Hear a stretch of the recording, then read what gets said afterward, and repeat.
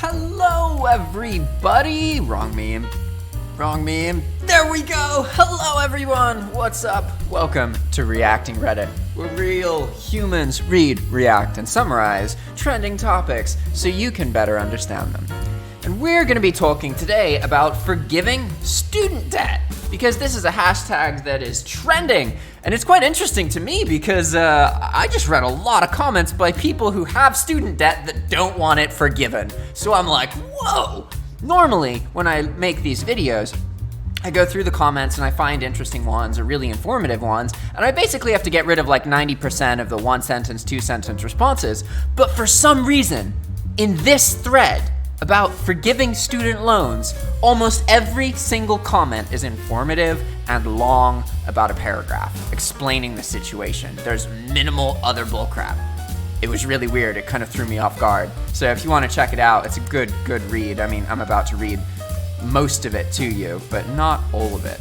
So the thread that we're looking at today is, why are people so anti-student loan or forgiveness credit? And this is something that's been trending for like a year because the Democrats in the US have been talking about it. And now there's a Democratic president, so something about it will probably happen. Me personally, I actually don't have any student loan because I only went to college for 1 year and then I left. And I basically, I am a great example of a person who stepped outside of the system and isn't really affected by things, right? Because if you look at me on paper, I earn $10,000 a year. That's nothing, right? Maybe like between $10,000 and $14,000 a year, okay? Absolutely nothing. If I was living in the US, that would be horrible. And if you look at me on paper, US citizen, earns about $12,000, $14,000 a year, $10,000 a year. Okay, horrible life. Just on paper, you would think that. But I actually reside in Nicaragua, in Latin America. So my $10,000 to $15,000 a year gives me the same kind of life that you could get in the United States with $100,000 a year. And let me tell you something, it's way easier to earn $10,000 than $100,000. And I get to do whatever I want every day.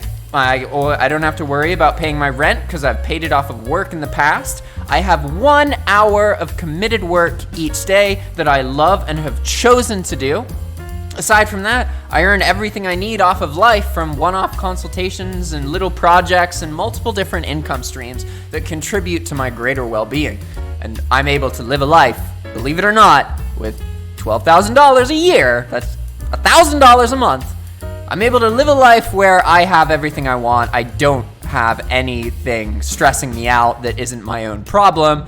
And I don't have a college degree. I look horrible on paper. I don't got any student debt, and I'm living an amazing life, and I'm 26. So we'll see what happens. Anyway, that's just me pointing out that the system's kind of fucked. But so many people are in the system that I can't just talk shit about it. And I have to understand most people don't have the luxuries I do. They can't just pick up their life and go live in another country. They would never do that, even if it would completely change their life and remove their reliance on money. And anyway, it doesn't matter. They're not going to do that. And I have to understand that. And so we're going to get into it. And now moving forward, we're going to talk about people's opinions about student loan forgiveness. The first one is by NVP37J and says, my personal opinion aside, I tend to see arguments against fall into two main categories. One, I paid off my loans, and so should everybody else. It's unfair for anyone to get relief that I wasn't entitled to myself. Next, alternatively, they should reimburse the amount I paid back or contribute to my mortgage, car payment, etc.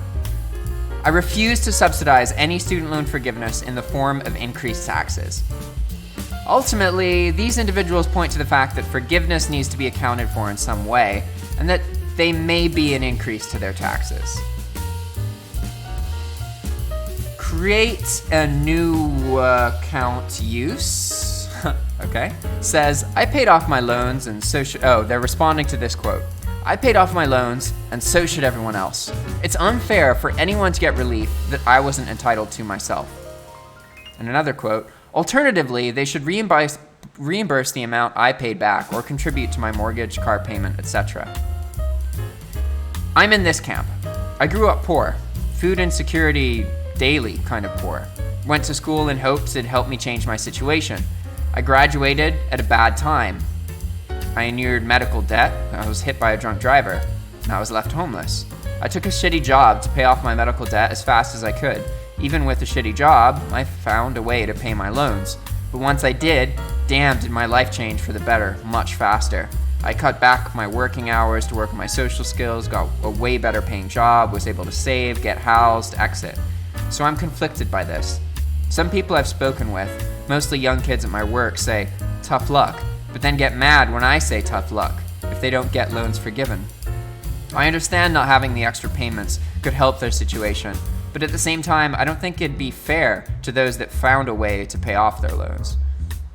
Yeah, it's definitely not fair. But again, fairness. If we want to make everything fair for all the humans, then basically all of our grandparents had really shit lives, and we have to have all shit lives as well because they had to work their asses off for minimal actual change in their life. And they had a much harder time. They had to deal with more racism. They had to deal with more violence. They had to deal with less government aid. They had to deal with more hypocrisy in the government. They had to deal with more blatant corruption. They had to deal with being silenced without being to speak out loud. So what? You're saying that we should have to deal with all that stuff as well, so it's fair? Like, I mean, the fairness argument's dumb, from my opinion. I get that it's not fair, but if we are in a position where we can change people's lives, we shouldn't not do it because it's not fair to the people who we didn't help in the past, right? That being said, I don't really care that much about student loans because, again, from my perspective, it's a total choice. You're deciding to go to college and go into debt. And from my perspective, you're deciding to make a bad decision. So, like, you could study yourself and get your own monetizable skills online and get involved in business.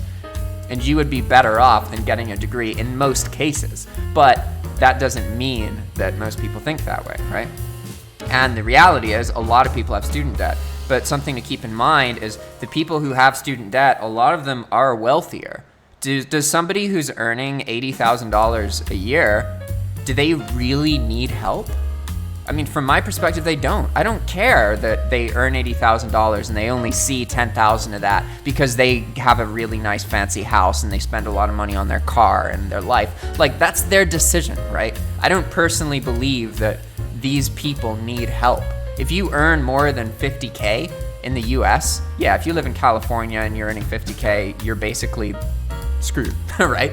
But you're better off than so many people in the world. Like, the reality is, if you're earning more than like $40,000 or $50,000 and you live in the United States, almost irregardless to where you live, you're in like the top like 20% of all humans when it comes to lifestyle and quality of life. So you should be grateful for that because there's a 1 in 5 or 4 out of 5% chance that you would be born a human who had it worse and didn't have that kind of access to material that you do have. So personally, yeah, I don't think that people who have student loan forgiveness that earn more than a certain amount of money need to be helped. It's okay that they're in debt. They decided to get there. They decided to get an education. They made decisions. Yeah, maybe they didn't think they had a choice because their parents forced them to and told them to, but the reality is they had a choice. They're a human, they're an adult.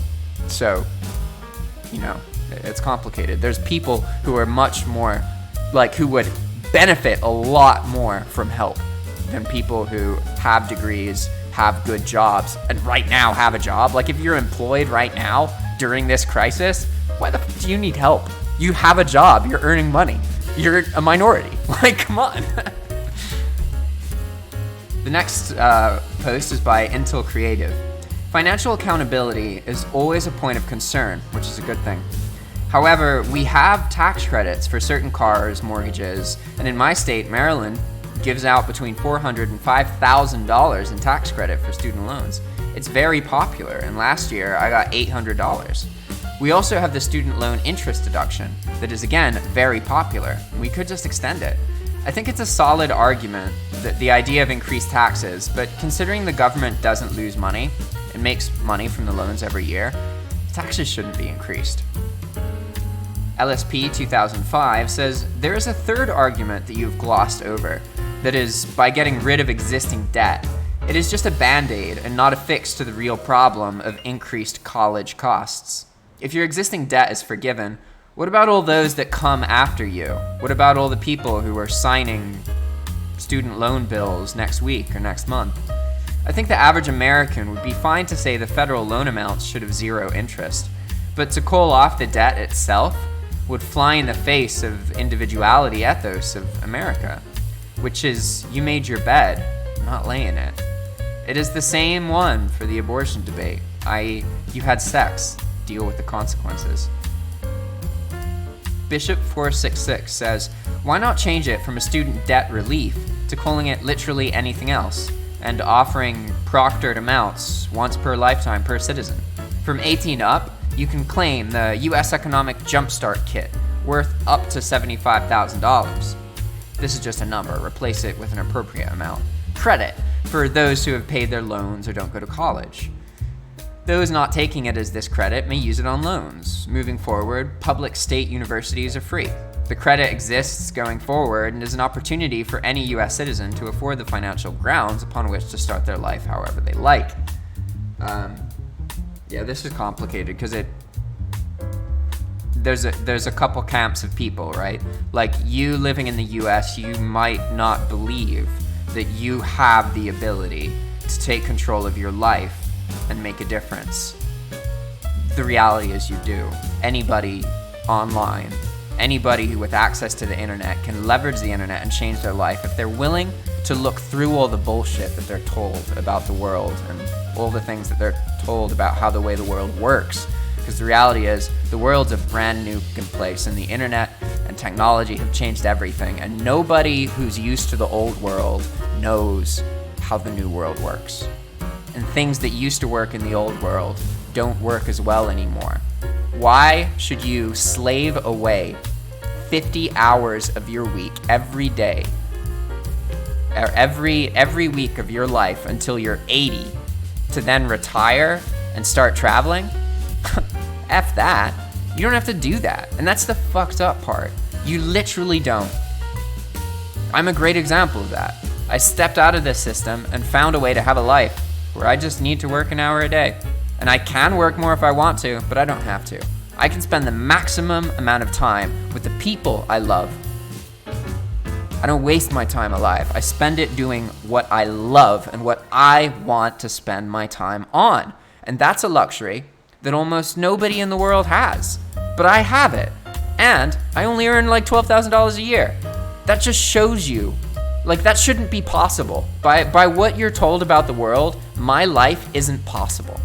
You can't earn $12,000 a year, have all the time you want to do whatever you want, and have the financial resources to do things that are interesting to you, right? That shouldn't be able to happen.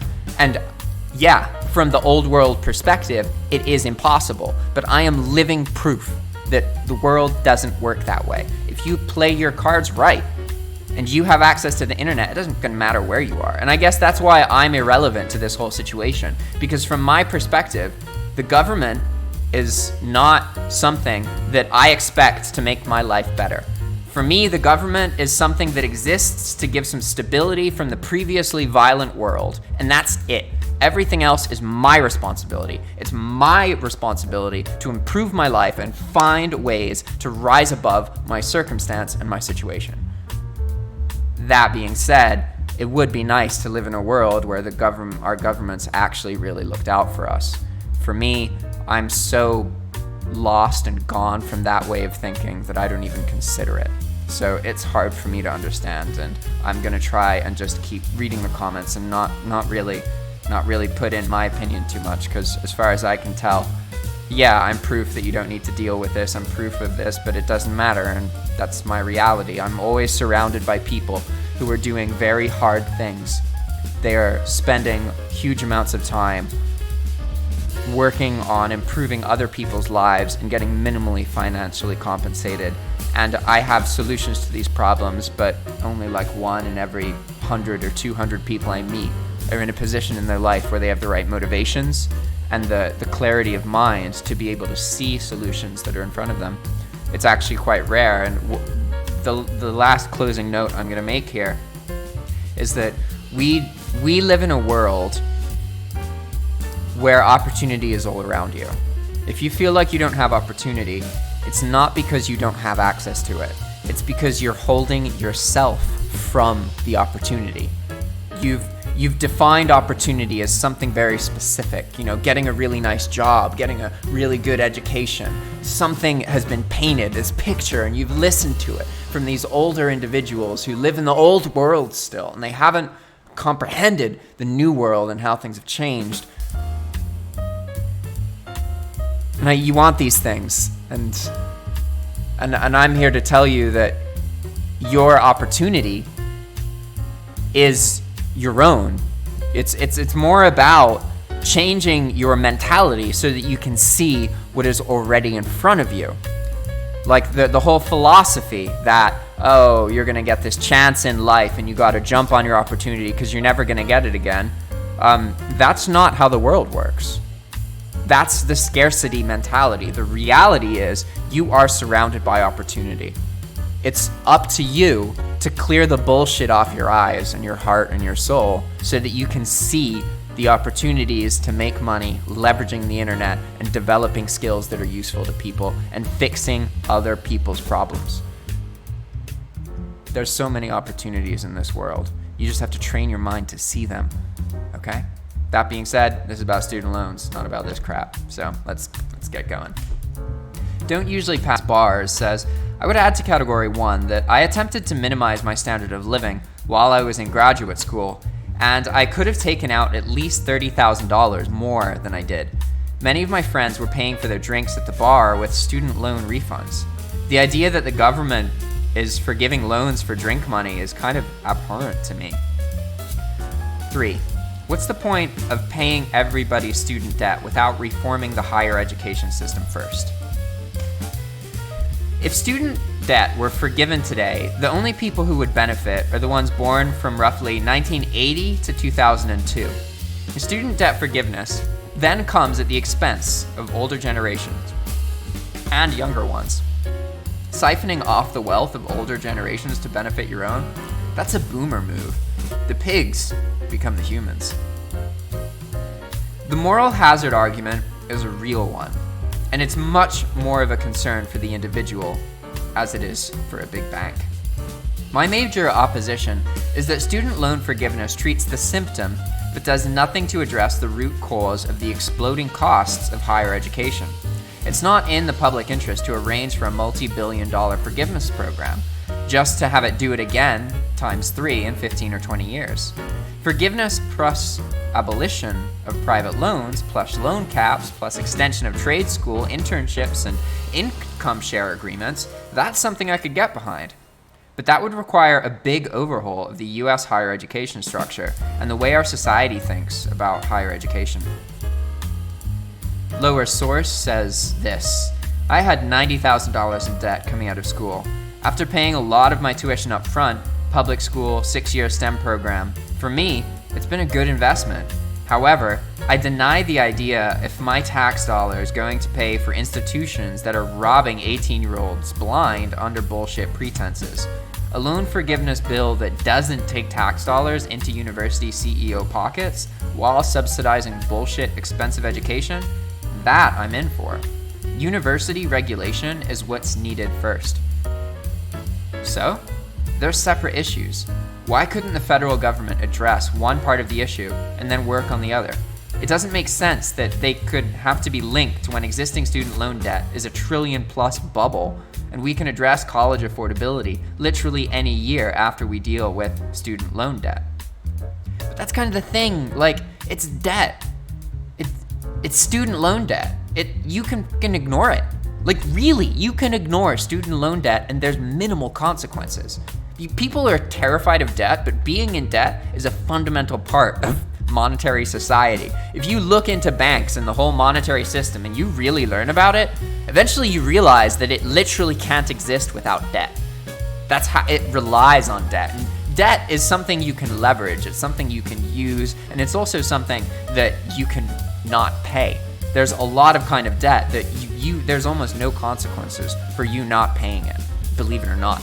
And I'm not saying that you just shouldn't pay your bills. I'm just saying that we live in a society where almost every single citizen is in some kind of debt, and it's part of your life. So getting rid of debt doesn't necessarily immediately change your life, right? It's important to keep that in mind. It's true, people with less student loan debt, they might be happier, but what about the people who aren't able to pay their rent right now because they don't have a job and they lost their job because of COVID? You think they really give a fuck about student loan debt? You think that if they get student loan relief, you think they're worried about paying off their student loan bill instead of their rent or their food? No, they don't give a, yeah, maybe they're stressed about it, but I assure you, if somebody who doesn't have enough food and doesn't have enough money and doesn't have a job gets some money and they owe student loan bills, they're gonna use that money to eat and pay their rent first before they pay their student loan bill. There's a priority in life, and student debt doesn't overcome the priority of food or shelter. Those are so much more important. Dreadnought Mark XIIR Mark 9 says, several reasons that I have found that people are anti-student loan while exploring Reddit. They want to focus efforts on the main underlying reason, which is colleges are increasing the cost of attendance each year because they know that the federal government will cover most, if not all, of the cost to attend. In my opinion, the borrower carries all of the risk. The borrower will have to pay back the loan if they fail, whether they get a job or not. The federal government can just print more money or collect taxes, and the college can expect another federal check for another semester. Attitude of, I paid for my education all by myself by working multiple jobs and choosing a career path that offers a well-paying job at the end of a college, but not necessarily a job that I enjoy. Therefore, anyone else that do not make these sacrifices should not have their education paid for. This attitude of, why didn't they do what I did, is magnified by seeing other classmates having fun or choosing degree paths that are considered relatively easier to get. And 3, don't like the idea of paying for someone's stuff in the form of increased taxes, as mentioned. Personally, I support student loan forgiveness, but only after the underlying reason is addressed, which is that colleges are held accountable for charging obscene amounts. Reason being in that my goal in that future high school graduates don't have to go through what we and everyone that currently owes student loan debt had to go through in order to get a better chance in life. So here's something relevant to that, actually, that's quite interesting. So this person brings up a very interesting point, and there's argument online that it's fixing the college situation in the US is actually, there's one simple change that needs to be made in this argument, right? The way it works right now, the burden of the cost is on the student, right? Like, say you're a student, you have to decide to get a degree, and why are you gonna pay $100,000 for a degree? It's not just so you have a degree, it's not for the piece of paper, it's for what that paper gives you, right? You have higher stability, you have increased hourly pay, you know? These things are the reason that you're going to college. You're not going to college to get a degree. You're going to college to have a higher chance of having a job, an easier time keeping a job, and to earn more money from your job. These are the things that you actually care about. The colleges, conveniently, have absolutely no accountability for that. They can charge you $150,000 for a degree, and then you don't get a job with the degree, and the college owes you nothing. In what other business model is that okay? When could you ever give somebody $150,000 and then not get what you wanted and it be okay, right? Like, oh yeah, hey, you got a house? Oh, it's $120K? All right, I'm gonna pay $120,000. Here you go. Hey, where's my money? Where's my house? Hey, yo, where are you? Where'd you go? Where's the house? What the fuck? You know, that doesn't happen, right? And the problem isn't the college is so expensive. The problem is that there's no check on the colleges to make sure that people are actually getting what they're paying for. And so what you have to do is make a pretty simple change to the payment structure of colleges. And all you have to do is make colleges rely on income share. Like, make it so that the only way to pay for a degree is through an income share. That's how a lot of startup college alternatives work. Like, if you want to become a programmer, get a programming job within 8 months or a year, believe it or not, if you want to be a programmer, going to college to be a programmer is actually one of the less effective ways to do it, because it's really expensive and it takes at least 4 years.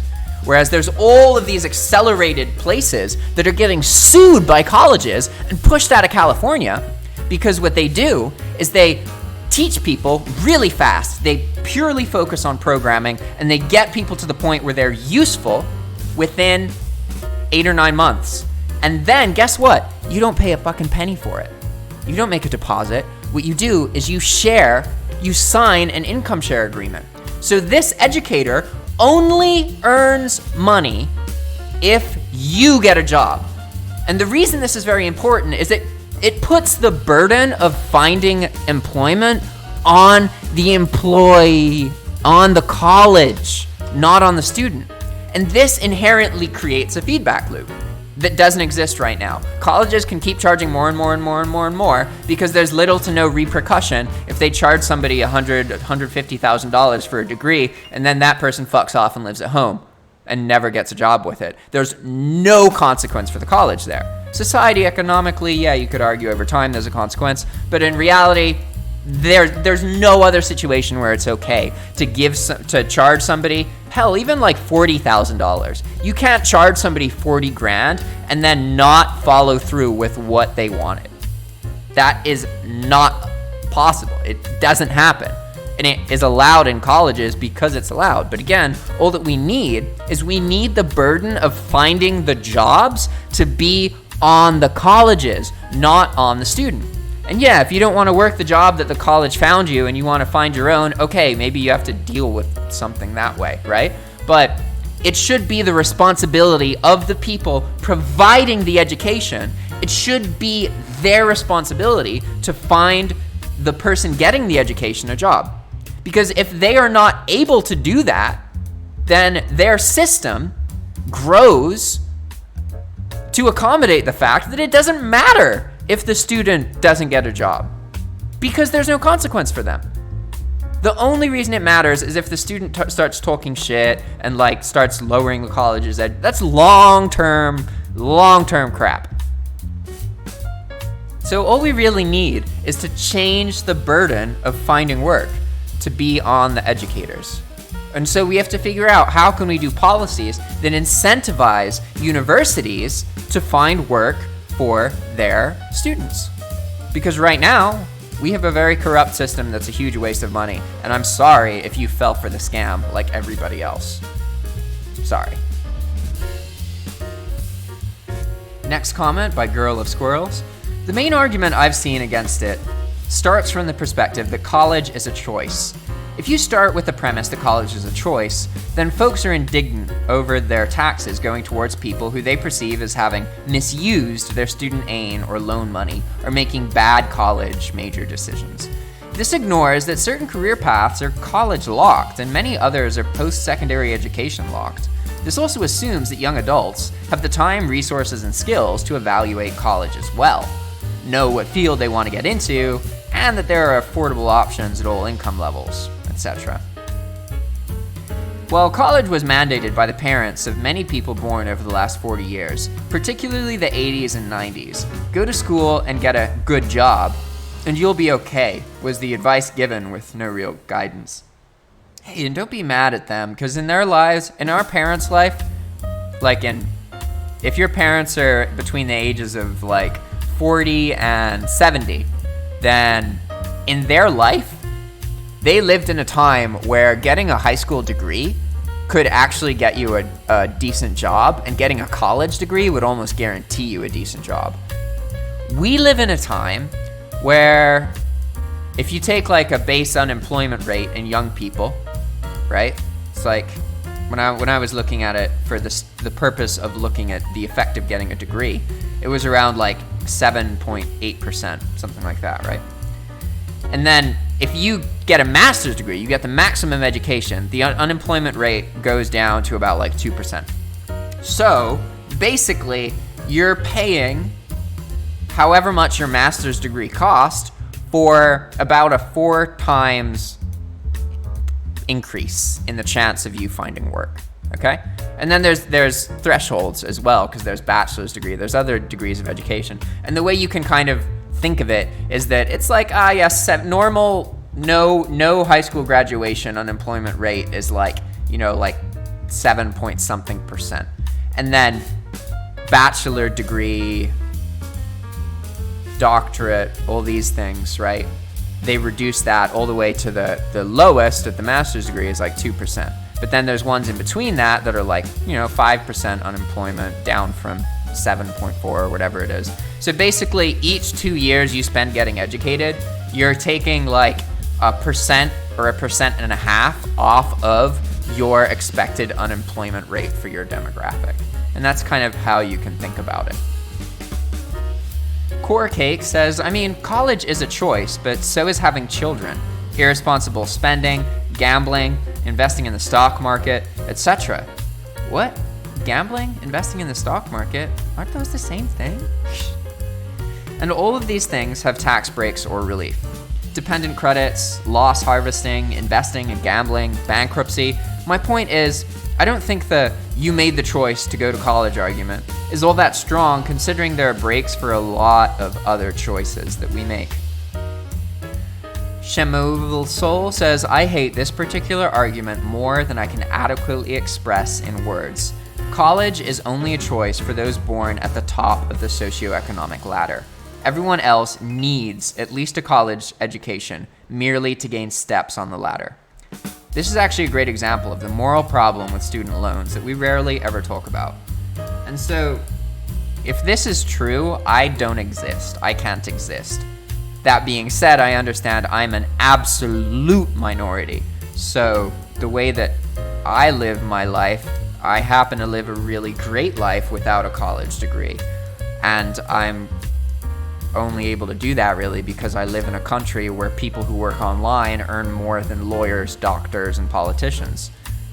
So, yeah, it's different here, right? But that being said, again, yeah, I guess I'm too different. It doesn't matter. What is opportunity to me and that I can use to change my life and do use to change my life every day, these same things aren't regularly used by most people, and this is something I accept. Captain Clutch says, personally, I think college prices are a ripoff. I don't think college should be free, but it should be affordable as to not limit anyone from being able to pursue an education. People shouldn't be in debt their whole life just because they wanted or needed an education. I don't really have much empathy for people that are $160,000 in debt for a degree in basket weaving. Of course, this is a made up example, I hope, but you get the point. I'm still paying off my loans, but I see it as I made the decision to go to college. I knew how it was going to cost. I knew what my prospects were. Now I got to deal with it. So going back to the $160,000 basket weaving degree, how could you not realize that it was not a good investment? As mentioned by others, I think people should be held accountable for their decisions, but it shouldn't be a death sentence. So I suppose that I'm against complete forgiveness, but I'm on board with some sort of easing or reduction in student loan debt in order to lessen the burden on the people. My problem here is the people calling those that refinance their student loans for a much lower interest rate, that their federal loans idiot for not keeping their federal loans, etc. It just doesn't make any sense. Of course, not having interest for the next 3 months is great, but overall, some people are paying 5% or less in interest than when they had federal loans. If legislation were to pass that would help keep costs of tuition more reasonable, then I would support loan forgiveness. Unfortunately, a lot of what I hear is that people just want their debt to go away, despite the fact that they did actually agree to take on the debt, and that's it. It's about the individual, not the system. If the system isn't fixed, then all this does is guarantee the same problems with the next generation of college graduates. There needs to be more control over how much tuition can be raised each year, and there needs to be a blanket decrease in the average cost of tuition in this country. Yeah, honestly, college prices could stay the same. It's just they need to be worth the money. You need a guarantee. Nothing else that you spend more than a couple grand on has no guarantee. Like, come on, if you buy a house for $100,000, you're definitely getting that house.